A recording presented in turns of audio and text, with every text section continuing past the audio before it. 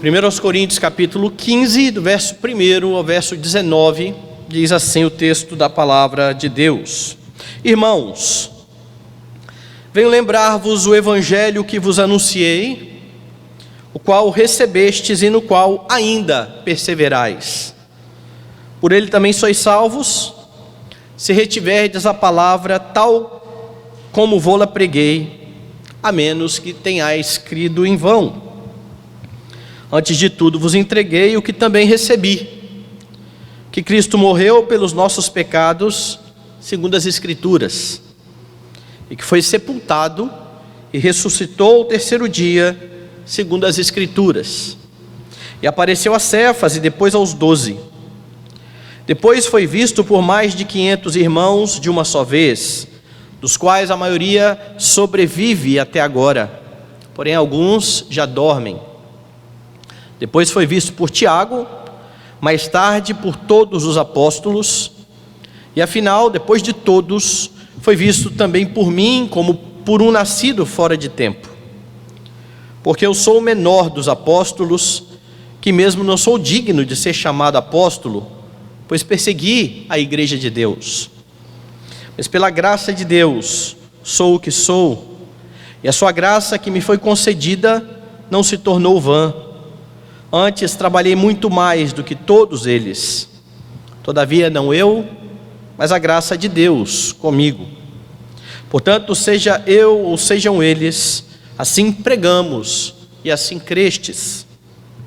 Ora, se a corrente pregasse que Cristo ressuscitou dentre os mortos, como pois afirmam alguns dentre vós que não há ressurreição de mortos?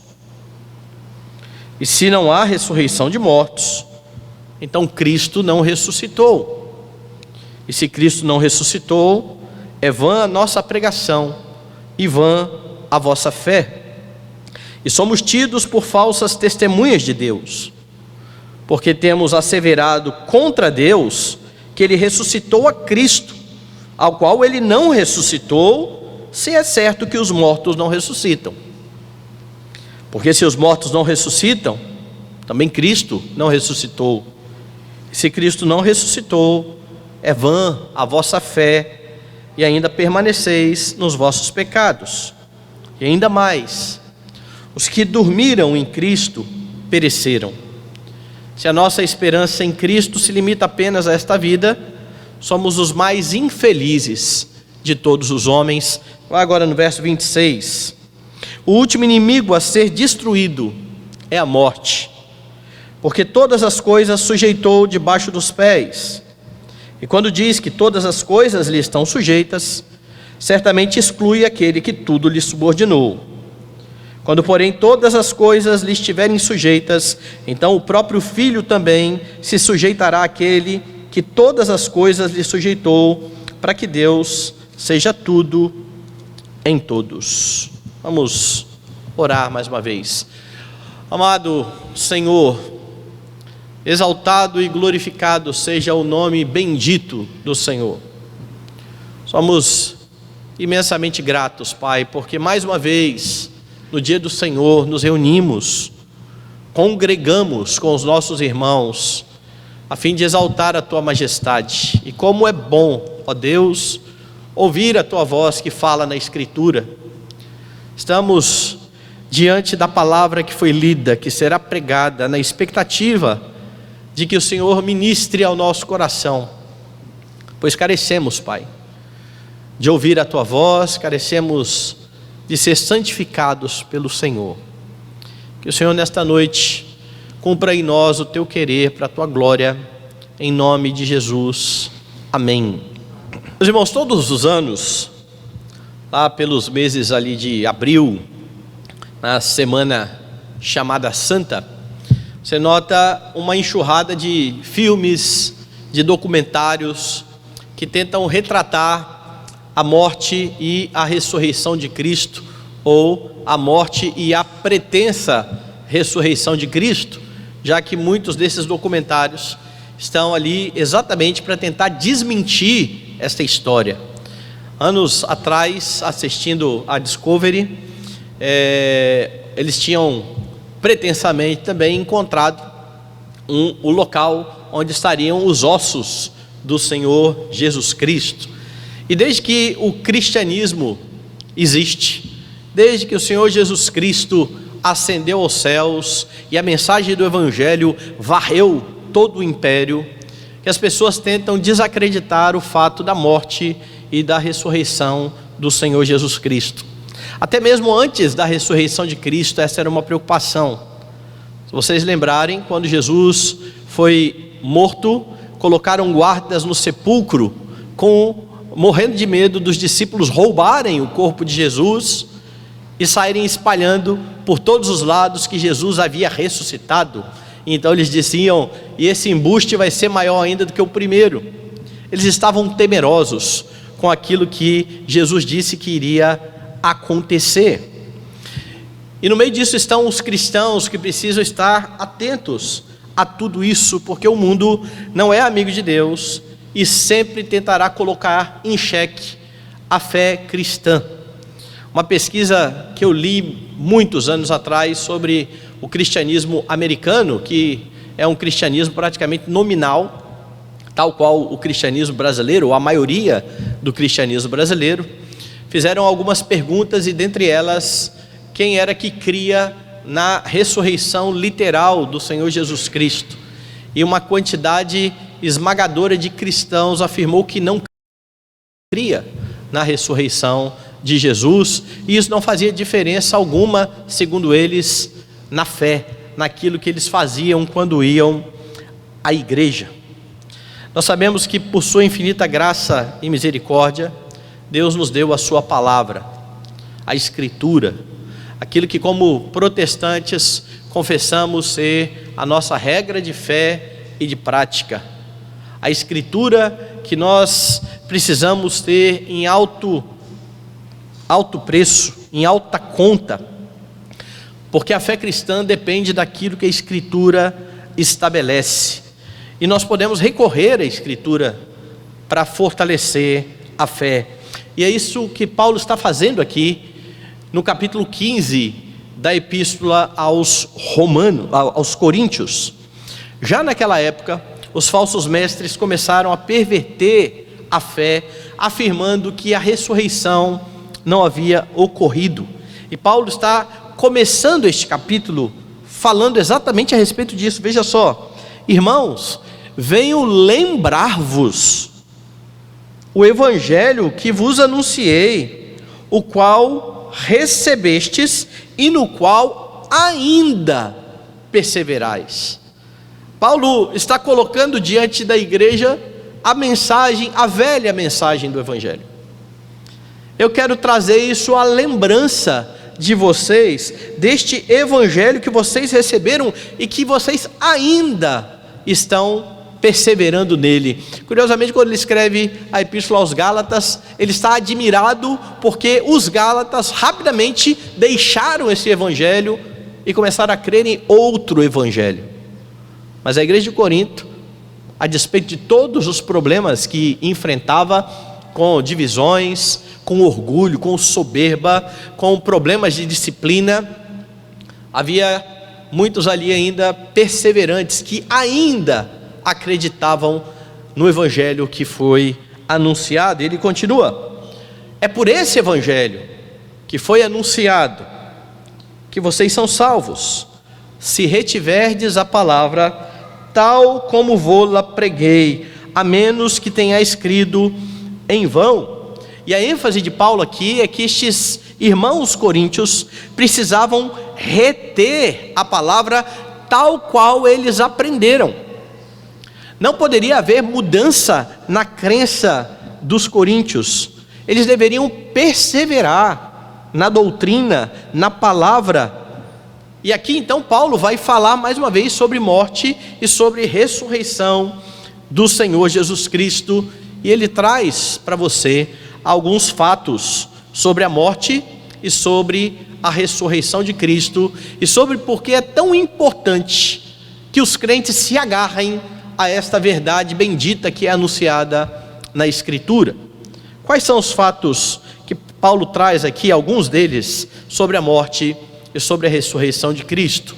O primeiro deles é que Paulo estabelece que a morte e a ressurreição de Cristo cumpriram promessas que foram feitas pelo Senhor. Dê uma olhada nos versículos 3 e 4. Antes de tudo vos entreguei o que também recebi, que Cristo morreu pelos nossos pecados, segundo as Escrituras, que foi sepultado e ressuscitou ao terceiro dia, segundo as Escrituras. Paulo começa estabelecendo aqui uma pressuposição. Ele está dizendo: o evangelho que vocês receberam é o evangelho que parte de uma verdade que foi anunciada ou que vem sendo anunciada há muito tempo na Escritura. E é sobre isso que eu estou tratando, e é isso que eu estou falando a vocês. Antes de tudo, eu entreguei o que eu também recebi. Jesus morreu segundo, conforme as Escrituras. Jesus ressuscitou ao terceiro dia, conforme as Escrituras. Paulo está apelando à autoridade da própria palavra de Deus, da própria Escritura, porque quem havia garantido que esses fatos ocorreriam era exatamente Deus falando na Escritura. Era aquilo que Deus tinha revelado, que fornecia base para a crença da igreja, para a firmeza da igreja. E os coríntios, ao invés de começarem agora a dar ouvidos aos falsos mestres, que diziam não haver ressurreição, deveriam atentar para a palavra de Deus. E o que é interessante é que Paulo está dizendo: eu estou passando para vocês e entregando a vocês uma mensagem que chegou também a mim. Não é uma mensagem de Paulo, não é uma mensagem inventada pelo apóstolo. Paulo ouviu e creu. Lembre-se que Paulo levou um tempo para crer. Paulo era um perseguidor da igreja, estava indo exatamente matar cristãos, ou pelo menos permitir o assassinato de cristãos e prender cristãos, quando o Senhor, o próprio Senhor, apareceu a ele no caminho de Damasco, confrontando então a sua crença que precisava ser ajustada.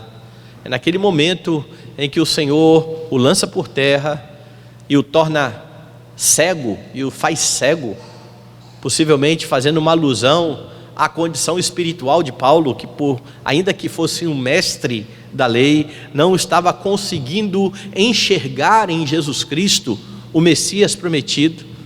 Ele agora vai ter conhecimento correto sobre Jesus. Ele vai aprender do próprio Cristo a sua mensagem. E então, quando ele fala aos coríntios, ele está escrevendo a uma igreja que ele mesmo foi um dos que, o plantador. Ele fala isso: eu plantei, Apolo regou, o crescimento veio do Senhor. A igreja de Corinto começou em uma das viagens do apóstolo Paulo, em uma das suas viagens missionárias. Logo, estes irmãos haviam recebido do próprio apóstolo essa mensagem, que agora eles estavam começando a deixar de lado, dando ouvidos aos falsos mestres e dizendo: eu estou firmado nesta palavra, neste evangelho, e vocês precisam crer neste evangelho, perseverar neste evangelho que cumpre as promessas de Deus, porque é isso que a morte e a ressurreição de Cristo cumprem, aquilo que o Senhor vem anunciando desde o Antigo Testamento. Então, o primeiro fato estabelecido por Paulo aqui é exatamente esse: a morte e a ressurreição mostram que Deus cumpre as suas promessas, ou, em outras palavras, mostra que a palavra de Deus é a verdade, ela é verdadeira. Você pode se agarrar àquilo que Deus tem prometido na Escritura, ainda que você aparentemente não veja evidências disso tudo.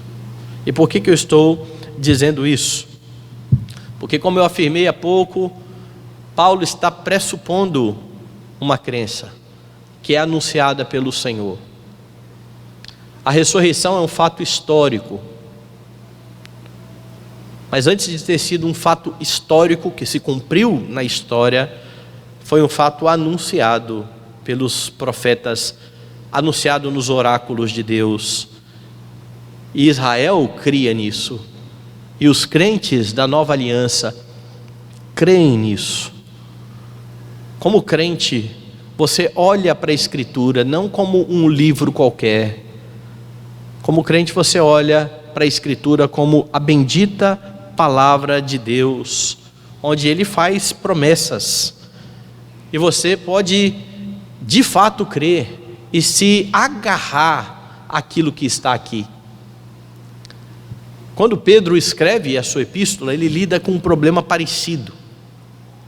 Aqui Paulo está confrontando o erro de que os falsos mestres diziam: Jesus não ressuscitou. Pedro vai tratar com outra realidade, Jesus não vai voltar mais. E então ele vai explicar sobre a autoridade da Escritura para aqueles irmãos, e vai dizer que eles precisavam se agarrar à Escritura até o bendito momento em que o Senhor Jesus Cristo voltasse. Porque até a volta do Senhor Jesus Cristo, a igreja crê porque a Bíblia diz, porque a Escritura afirma. A igreja cristã, ela não é chamada a crer em doutrinas de homens.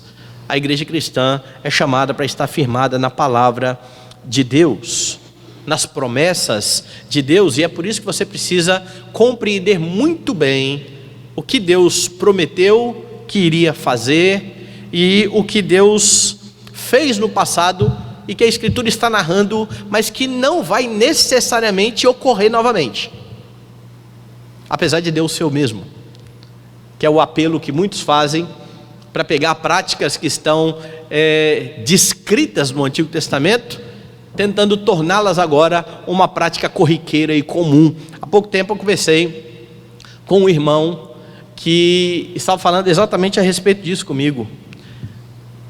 Eu pedi um sinal a Deus, e Deus me falou. Quando ele falou Deus me falou, eu já perguntei assim: como foi isso?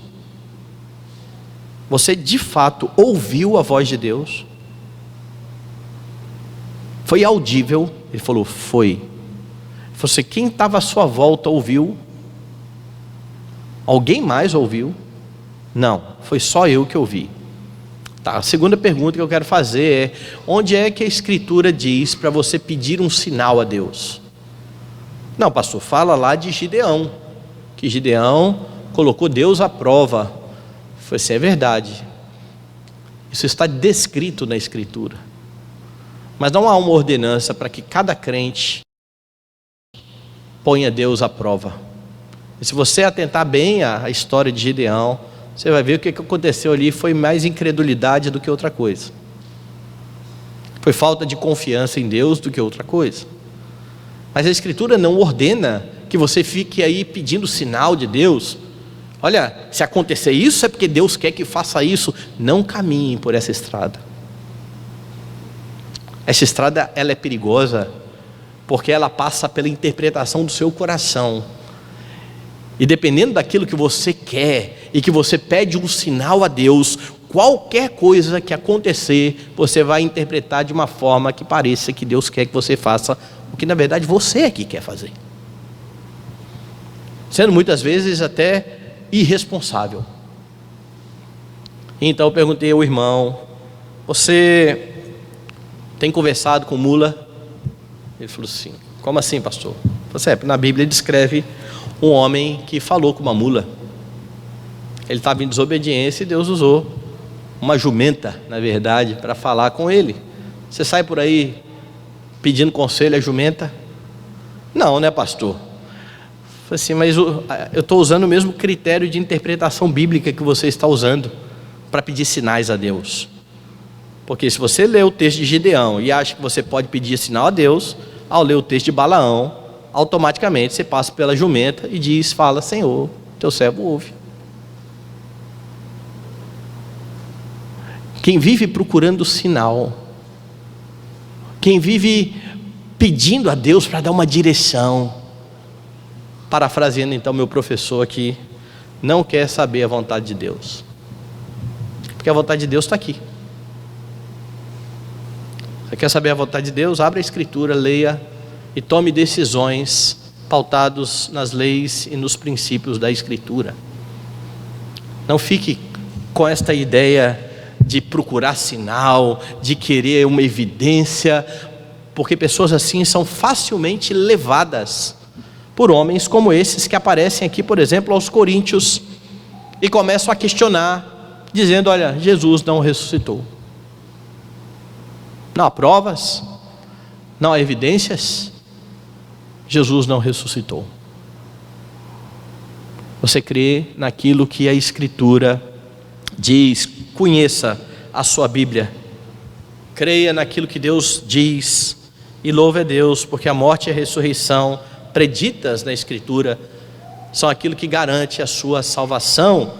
É por meio da crença neste fato histórico que Paulo está então dizendo aqui: por ele também sois salvos, por este evangelho, se retiverdes a palavra tal como vô-la preguei, a menos que tenha escrito em vão. Mas Paulo continua. Veja que Paulo pressupôs a verdade. Jesus morreu e ressuscitou, como a Escritura diz. Eu recebi isso e eu passo para vocês. Mas Paulo não coloca isso apenas como uma crença qualquer, que não tenha um respaldo histórico. Paulo mostra que a morte e a ressurreição de Cristo são sim fatos históricos e comprováveis, ao menos lá no primeiro século. Por que eu estou dizendo ao menos no primeiro século? Olhe para o texto, a partir do verso 5. E apareceu a Cefas, depois aos 12, depois foi visto por mais de 500 irmãos de uma só vez, dos quais a maioria sobrevive até agora, porém alguns já dormem. Depois foi visto por Tiago, mais tarde por todos os apóstolos. E afinal, depois de todos, foi visto também por mim, como por um nascido fora de tempo. Preste atenção no que Paulo vai fazer agora. Ele já mostrou que o ensino dele está pautado na Bíblia. Eu creio porque a Bíblia diz. Eu preguei porque a Bíblia diz. Vocês creem porque a Bíblia diz. Agora, vocês querem uma evidência? Jesus apareceu a Cefas, Pedro. Por que ele está citando Pedro aqui em primeiro lugar? Havia partidos na igreja, lembra? Eu sou de Paulo, eu sou de Apolo, eu sou de Cefas, eu sou de Pedro. Aqueles irmãos conheciam a Pedro. Pedro era um líder respeitado na igreja. E Paulo está dizendo: olha, Jesus Cristo apareceu a Cefas, mas não só a Cefas, ele apareceu aos 12. Ele apareceu para todos os apóstolos, e depois, se não bastasse isso, ele foi visto por mais de 500 irmãos. E quer saber uma coisa? A maioria desses irmãos está vivo. Vá lá, pergunte, questione. Paulo agora está apresentando pessoas que estavam vivas quando ele escreveu isso aqui, e que poderiam ser de fato consultadas a respeito disso. Lucas, o próprio Lucas, que não andou com Jesus Cristo para escrever o seu evangelho, fez exatamente o que Paulo está falando aqui para os coríntios irem fazer. Lembra disso? Vai lá no evangelho conforme Lucas, no comecinho. Veja como que Lucas coloca aqui no prefácio do seu evangelho.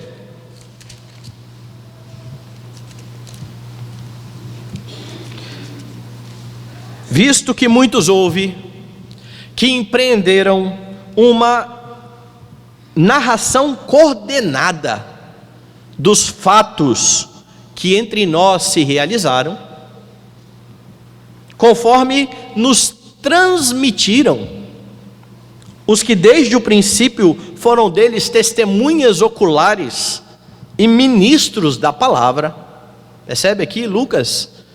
Olha, há vários fatos sendo ditos aí, e tem muita gente escrevendo, narrando, falando sobre estes fatos que foram transmitidos de forma oral, por pessoas que viram isso acontecer. Igualmente a mim me pareceu bem, depois de acurada investigação de tudo, desde a sua origem, dar-te por escrito, excelentíssimo Teófilo, uma exposição em ordem, para que tenhas plena certeza das verdades em que foste instruído. Está vendo, pastor? Lucas tinha uma fé que era na evidência, e ele está escrevendo um livro e dando para Teófilo, dizendo: agora creia no que eu escrevi. Não é interessante isso?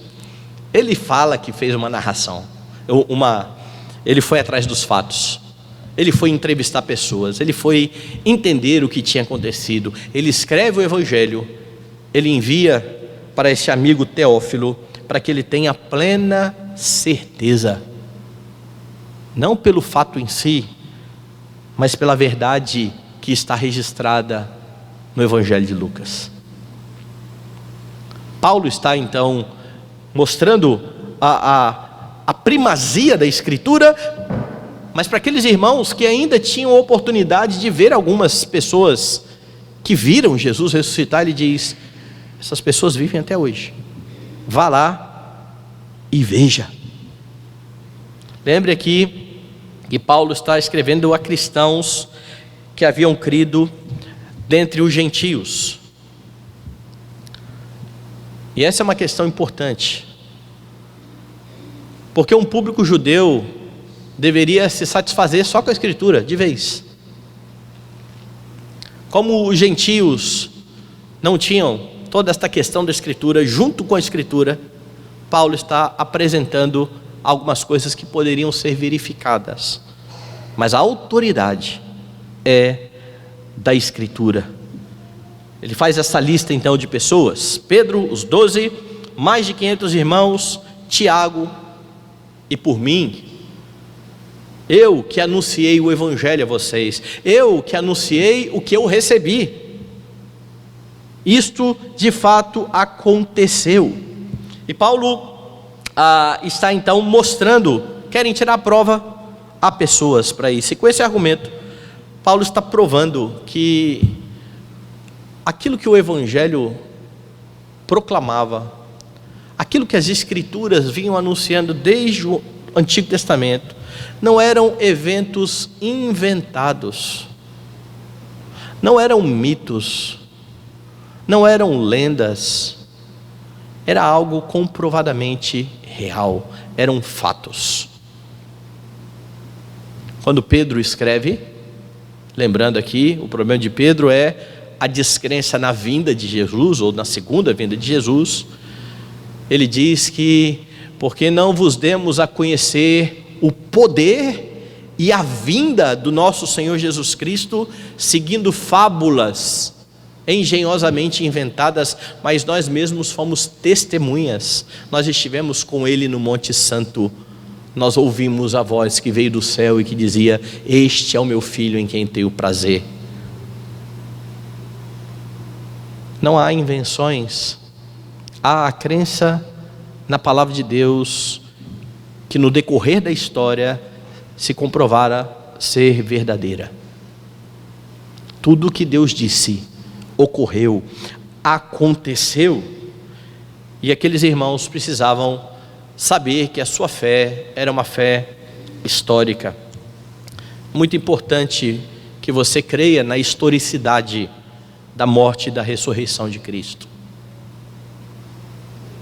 porque sem a morte e a ressurreição de Cristo, o cristianismo rui, não há fé cristã.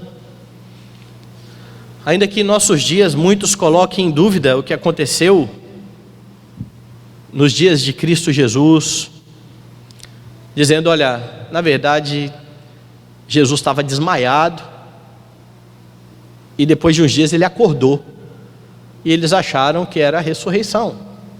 porque eles não podiam comprovar, como nós hoje comprovamos, que alguém está morto.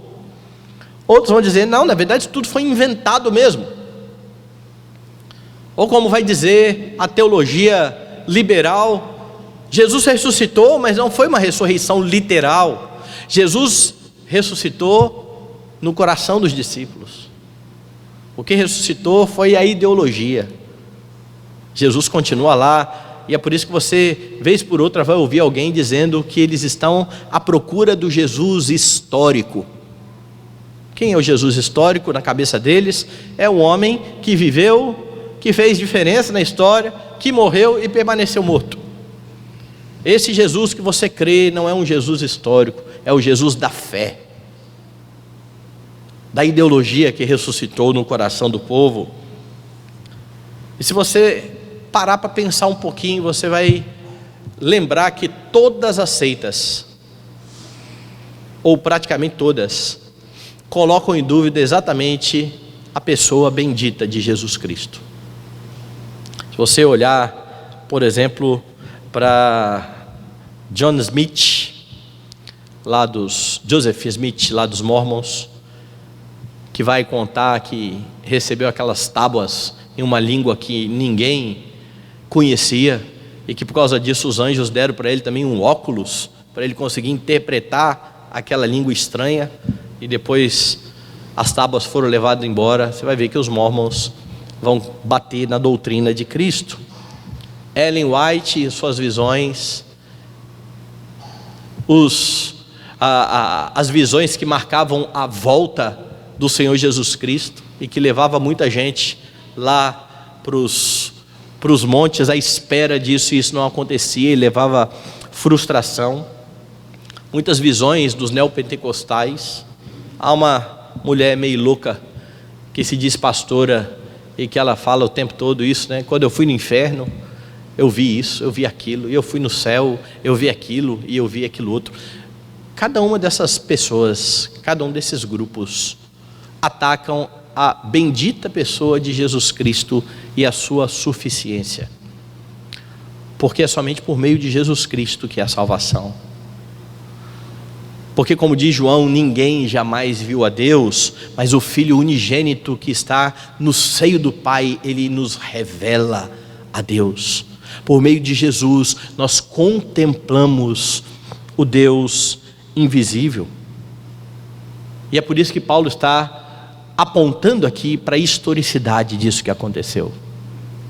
A fé cristã é uma fé histórica, uma fé comprovada.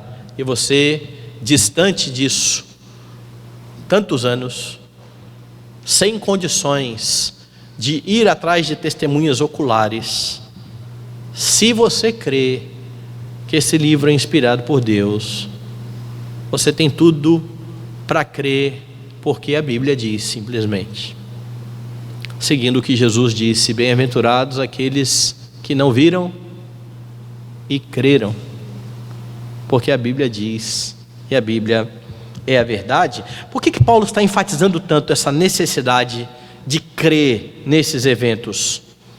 Veja então o próximo fato que Paulo vai colocar aí. É a morte e a ressurreição de Cristo, então, que garantem o perdão dos pecados.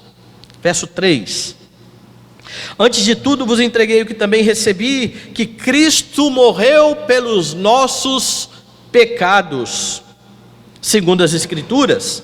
Ao verso 12: ora, se é corrente pregar-se que Cristo ressuscitou dentre os mortos, como pois afirmam alguns dentre vós que não há ressurreição de mortos? E se não há ressurreição de mortos, então Cristo não ressuscitou. Se Cristo não ressuscitou, é vã a nossa pregação e vã a vossa fé. E somos tidos por falsas testemunhas de Deus, porque temos asseverado contra Deus que Ele ressuscitou Cristo, ao qual Ele não ressuscitou, se é certo que mortos não ressuscitam. Porque se os mortos não ressuscitam, também Cristo não ressuscitou, e se Cristo não ressuscitou, é vã a vossa fé, e permaneceis nos vossos pecados. Então veja que no verso 3, a afirmação é categórica: Cristo morreu pelos nossos pecados. Isso então aponta para outro fato que precisa ser visto como histórico, que foi a queda. Que pecados são esses? O pecado que nós herdamos do primeiro pai, aquele homem que foi criado por Deus lá no início e colocado no Éden, e que recebeu instruções e ordenanças da parte do Senhor, e que pecou, e que quebrou, e que violou a aliança, e que assim então a morte entrou a todos os seus descendentes. Perceba que a argumentação de Paulo aqui depende de dois fatos que você, como crente, precisa entender ser históricos. Daí o grande perigo desse pessoal que começa hoje a tentar juntar a fé cristã com a evolução, dizendo: não é necessário crer numa criação literal para ser crente. Mas Paulo, quando fala de pecados, da morte de Cristo, fala que a morte de Cristo foi por causa de pecados herdados do nosso primeiro pai. Por um homem entrou a morte no mundo. Jesus vem morrer a morte dos seus. Jesus vem para cravar na cruz os pecados do seu povo. Então ele começa exatamente com essa afirmação: ele morreu pelos nossos pecados. Então, a partir do verso 17, ou lá no verso 17, ele afirma que a ressurreição é a garantia do perdão. Jesus morreu por causa do pecado. No verso 17, e ele ressuscitou para que você tenha perdão. É por isso que ele diz no verso 17: se ele não ressuscitou, é vã a vossa fé, e ainda permaneceis nos vossos pecados. Não há chance de redenção, não há chance de perdão, porque o salário do pecado é a morte. É necessário que Cristo morra. Mesmo sendo santo, tomando sobre si os pecados do seu povo, ele sofre a morte do seu povo. Mas se ele permanece morto, está comprovado de que ali estava também um pecador, de que ali estava um homem comum, um homem como qualquer outro, um homem que recebeu o pecado de Adão como qualquer outro. E a ressurreição é a prova de que Jesus venceu a morte e que pode garantir vida eterna a todo aquele que nele crê. É por isso que você crê na morte, você crê na ressurreição de Cristo. E Paulo então enfatiza o porquê de se crer nisso. Se não há ressurreição, veja o verso 13. Se não existe esse negócio de ressurreição, primeira coisa, Jesus não ressuscitou. Esse é o primeiro fato. Se Jesus não ressuscitou, ele era um homem qualquer, ele era também um pecador. Verso 14: se Jesus não ressuscitou, a pregação e a fé são duas coisas inúteis. A pregação fala sobre um Cristo vivo, que venceu a morte. A fé é a fé neste Cristo vivo, que venceu a morte. Mas se ele não venceu, do que vale uma fé que não tem uma base sólida e concreta? Não presta para nada. A fé cristã é pautada num fato, e se não aconteceu tal fato, é vã a vossa fé. Ele fala mais uma implicação.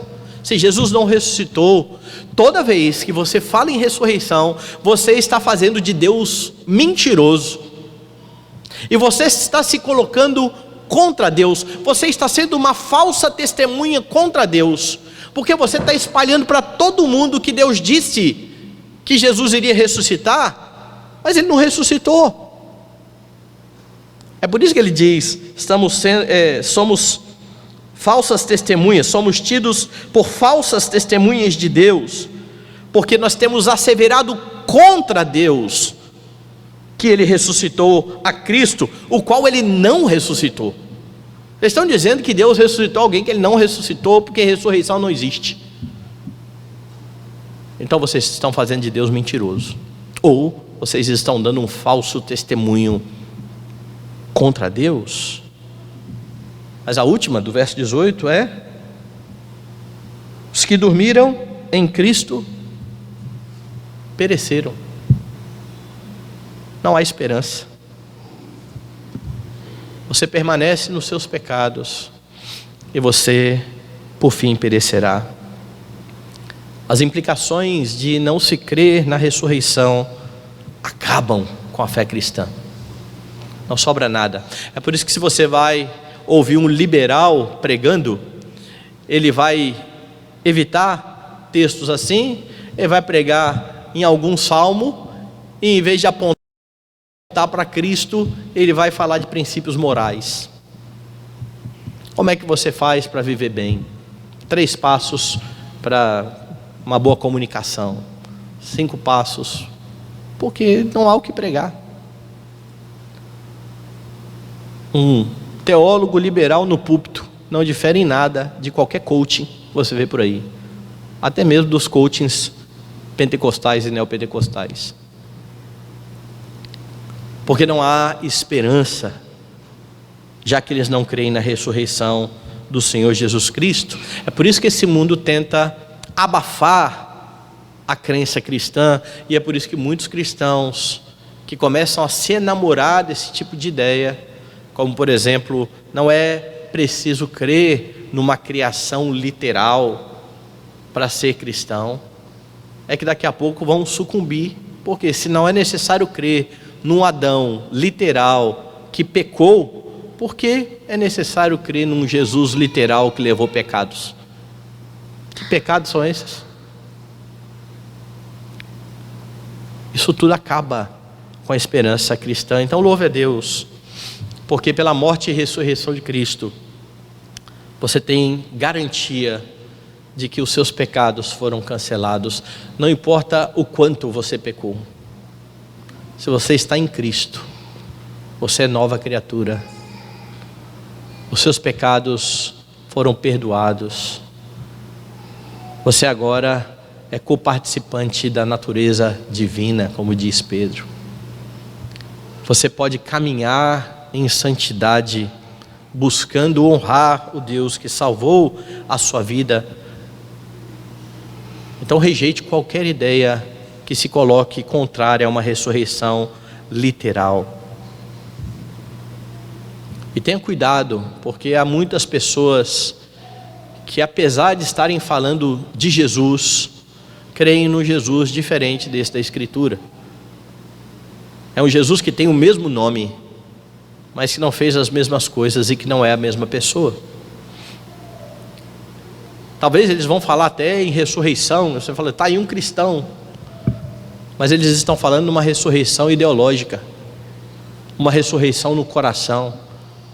Eles não estão falando da tumba vazia, eles não estão falando do Deus que subiu aos céus, que está à destra do Pai vivo, intercedendo por você, perdoando os seus pecados diariamente. Eles estão falando de outra coisa. É por isso que é uma ideia antibíblica essa de não crer na literalidade da morte e da ressurreição. Se você começa a se enamorar dessas ideias, não há esperança, não há perdão. Paulo fala um pouco mais. A morte e a ressurreição de Cristo são a garantia de uma nova vida. Dê uma olhada aí no verso de número 19. Se a nossa esperança em Cristo se limita apenas a esta vida, somos os mais infelizes de todos os homens. Verso 26. O último inimigo a ser destruído é a morte. Paulo agora está dizendo, olha, a morte e a ressurreição garantem uma nova vida. Mas perceba que essa nova vida ela não tem a ver só com o porvir, tem também, porque o último inimigo a ser vencido é a morte. Mas você tem uma nova vida já, aqui e agora. É por isso que a sua esperança em Cristo não pode se limitar apenas a este mundo, mas ele não está dizendo que não tem implicações neste mundo. Tem implicações para aqui e agora. A vida santa começa aqui e agora. Então veja como isso se deu na vida do próprio Paulo. Volte aí um pouquinho. Lá no fim do verso 8 ele tinha dito: afinal, depois de todos foi visto também por mim, como por um nascido fora de tempo, porque eu sou o menor dos apóstolos, que mesmo não sou digno de ser chamado de apóstolo, porque eu persegui a igreja de Deus, mas pela graça de Deus sou o que sou. A sua graça que me foi concedida não se tornou vã. Antes trabalhei muito mais do que todos eles. Todavia não eu, mas a graça de Deus comigo. Portanto, seja eu ou sejam eles, assim pregamos e assim crestes. Isso aqui é maravilhoso, porque Paulo está dizendo que o seu encontro com Cristo transformou completamente a sua vida, aqui e agora. Ele diz: olha, eu sequer sou digno de ser chamado apóstolo, eu perseguia a igreja. Paulo era aquele que ia atrás dos cristãos, ele queria encarcerar cristãos, achando que com isso ele estava prestando culto a Deus, achando que com isso ele estaria honrando a Deus, até o momento em que o Senhor Jesus Cristo o confronta, e ele se rende aos pés do seu Salvador, tendo a sua vida transformada pela graça. Paulo não tem méritos, pelo contrário, ele está falando aqui de um demérito. Eu persegui a igreja, esse título nem me caberia, ele me foi dado pela graça, pela graça. Mas sabe o que é interessante?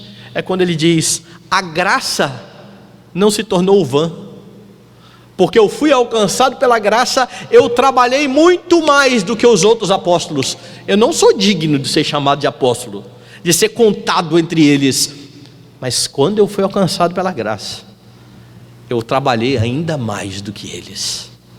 Não eu, a graça de Deus em mim. E a igreja a quem ele está escrevendo é um dos frutos desse trabalho, além de várias outras. Paulo se lança a proclamar o evangelho daquele que o havia alcançado, e ele então sabe que pesa sobre ele a obrigação de pregar o evangelho.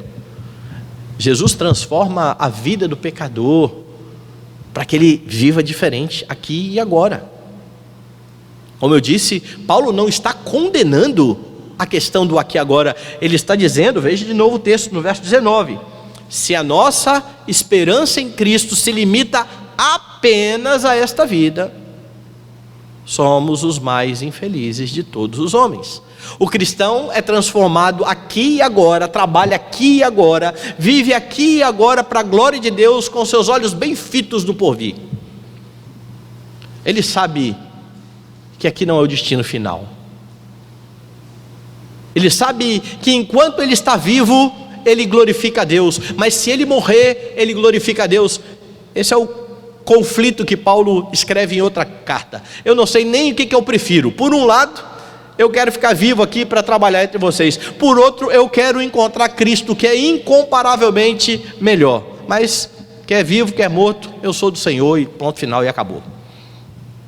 A graça de Deus que alcançou Paulo transformou a sua vida e concedeu a ele esperança de que ele não mais morreria, porque por causa da morte e da ressurreição de Cristo, a morte foi vencida.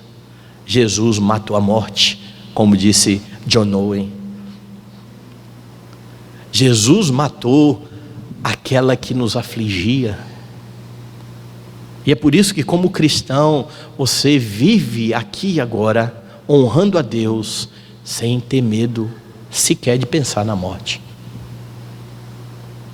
A sua vida neste mundo tem que ser: o viver é Cristo, o morrer é lucro. Mas como eu falei uns tempos atrás, tem crente que pensa na morte e se pela de medo, ou fica entristecido porque, poxa, eu vou perder tanta coisa boa. Você encontrará o seu Redentor ao fechar os olhos. Você estará diante do glorioso Redentor. Ao expirar nesse mundo, você terá a visão daquele que precisa ser o amado das nossas almas. É por isso que nós não precisamos temer a morte. Você também não precisa buscar a morte. Crentes não buscam a morte, mas eles não temem. A morte é uma companheira, ou como disse John Piper, eu citei aqui uns dias atrás, a morte é como o seu carro, ela te leva aonde você quer ir. Era assim que deveria ser. Mas você só vai ter essa convicção ao olhar para a morte e para a ressurreição do Senhor Jesus Cristo. É por isso que ele diz aí, ó, o último inimigo a ser destruído é a morte. E agora ele está falando da ressurreição de todos os crentes,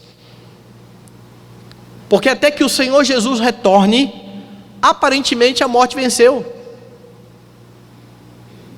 mas ela será destruída de uma vez por todas. E vai ser destruída porque todas as coisas sujeitou debaixo dos pés de Jesus Cristo. E quando diz que todas as coisas lhe estão sujeitas, certamente exclui aquele que tudo lhe subordinou.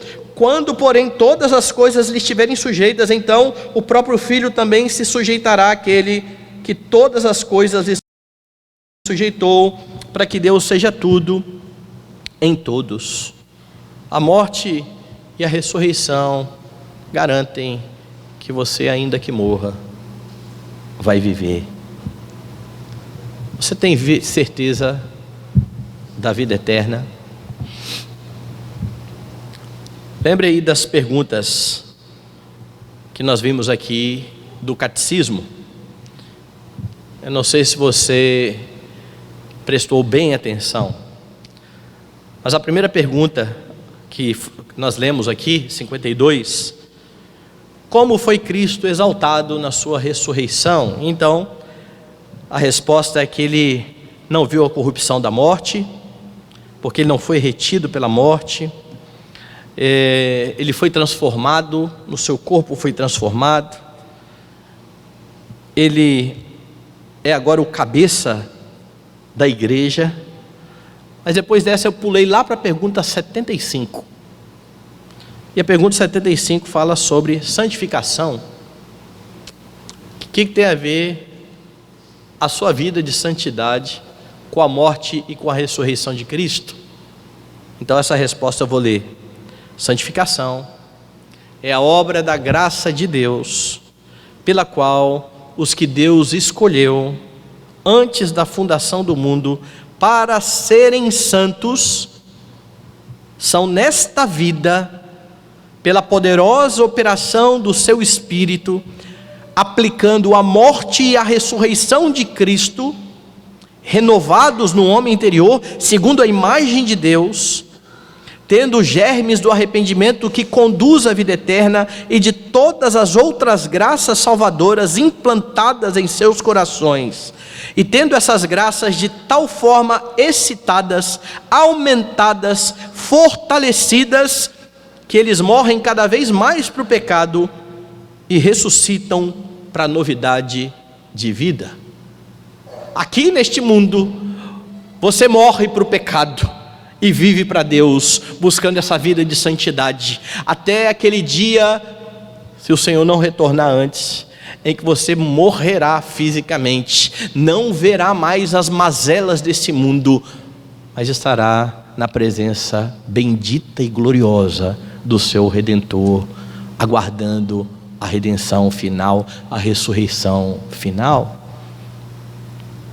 Sem a morte e a ressurreição de Cristo, não é possível um novo coração, não é possível que Deus complete a boa obra que Ele começou em você. Então olhe para estes fatos anunciados no Evangelho com bastante convicção, porque a morte e a ressurreição de Cristo cumprem as promessas de Deus, são fatos históricos que garantem o perdão dos pecados, que garantem uma nova vida, que começa aqui, mas que não está restrita a este mundo. Há muito mais. Você aqui tem vislumbres. Em um destes momentos em que Deus nos dá vislumbres do que será a eternidade, é exatamente esse dia, o dia do Senhor, onde somos convocados, onde deixamos de lado todos os afazeres seculares para nos dedicar ao Senhor, para estar em comunhão com os irmãos. Às vezes eu saio daqui e fico pensando, podia chegar logo o outro domingo, né? E esse precisa ser um anseio de todo crente. Acho que foi o Kevin Young que falou que os domingos nos lembram alguma coisa assim, que existe um céu. A segunda-feira nos lembra que nós não chegamos lá. Mas enquanto não chegamos lá, o Senhor nos tem abençoado com toda sorte de bênçãos espirituais nas regiões celestiais por causa de Cristo, por causa da sua morte, por causa da sua ressurreição. Fique firme nesta crença, para a glória de Deus.